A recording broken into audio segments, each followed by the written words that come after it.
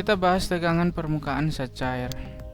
Nah, tegangan permukaan zat cair adalah kecenderungan permukaan zat cair untuk menegang sehingga permukaannya seperti ditutupi oleh suatu lapisan elastis. Ingat ya, tegangan permukaan zat cair ini menyebabkan sehingga permukaan zat cair, contohnya air ya, itu seolah-olah dilapisi oleh sebuah lapisan yang elastis. Kita lihat dari gambar ini, tegangan permukaan zat cair ini menyebabkan sehingga yang pertama gambar A ini tetesan embun yang jatuh pada sarang laba-laba yang ini berbentuk bola. Jadi tetesan embun ini berbentuk bola. Kenapa? Karena permukaan dari zat cair itu saling tarik-menarik sehingga dia berbentuk bola, memaksa dia berbentuk bola. Begitu juga dengan gambar B. Tetesan air yang jatuh dari keran itu mendekati bentuk bola karena di bagian luarnya, permukaan zat cair di luarnya ini ada gaya tegangan permukaan sehingga memaksa dari setiap permukaan atau tetesan zat cair itu berbentuk bola. Nah, lebih jelasnya adalah bagi gambar C, nyamuk dapat hinggap pada permukaan air. Jadi dia bisa ada dia tidak tenggelam di atas air.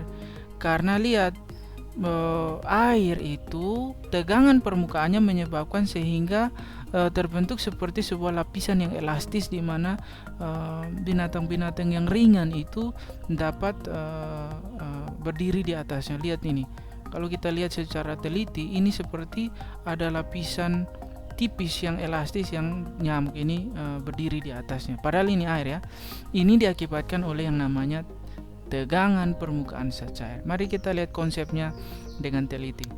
Nah, tegangan permukaan zat cair ini juga dapat menyebabkan, perhatikan ini silet ini walaupun dia terbuat dari besi, saat kita taruh secara perlahan-lahan di atas permukaan zat cair, dia tidak tenggelam. Ya. Demikian juga dengan jarum. Jarum kalau kita taruh secara perlahan-lahan pada permukaan air, jarum ini tidak akan tenggelam. Kenapa? Karena tadi tegangan permukaan dari zat cair menyebabkan sehingga terbentuk seperti selaput tipis pada permukaan zat cair. Nah, apa yang menyebabkannya? Ya, mengapa terjadi tegangan permukaan zat cair? Nah, perhatikan penjelasannya dengan baik. Untuk partikel A, ini misalnya partikel A, dari air yang kita taruh di dalam sebuah gelas misalnya, pasti air ini terdiri dari partikel-partikel air yang lebih kecil.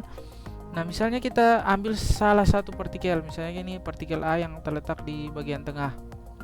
Pasti partikel A ini dikelilingi oleh partikel-partikel air lainnya.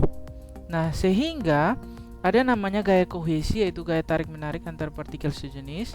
Partikel A ini ditarik oleh partikel sejenis tetangganya sehingga dia ditarik ke segala arah di dalam zat cair ini.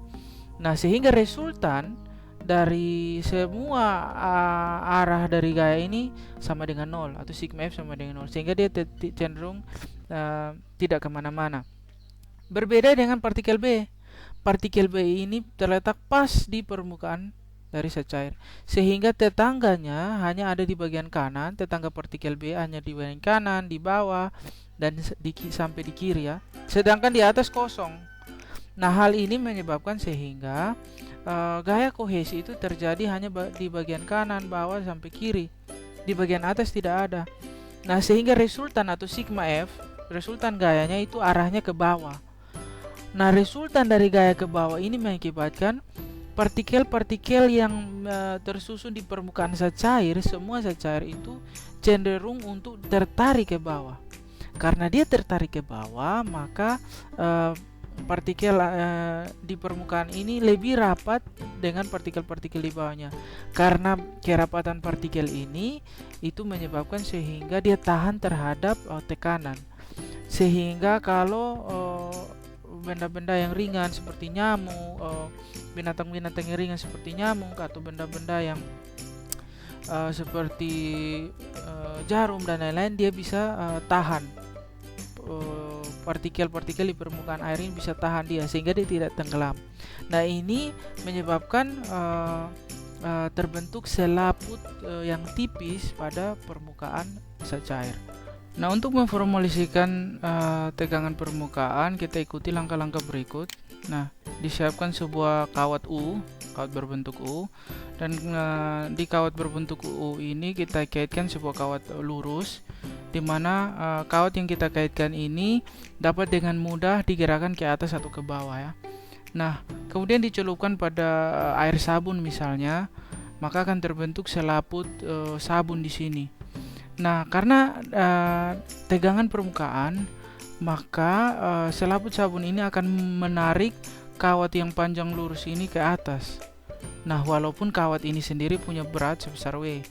Nah, untuk menjaga sehingga dia diam, maka kita tahan dengan besar gaya T di sini, sehingga F ini sama dengan W ditambah T, karena supaya kawat yang ini tetap diam. Nah, kira-kira berapa besar tegangan permukaan? Tegangan permukaan dari permukaan selaput sabun ini itu disimbolkan dengan gamma. Ini simbol gamma ya.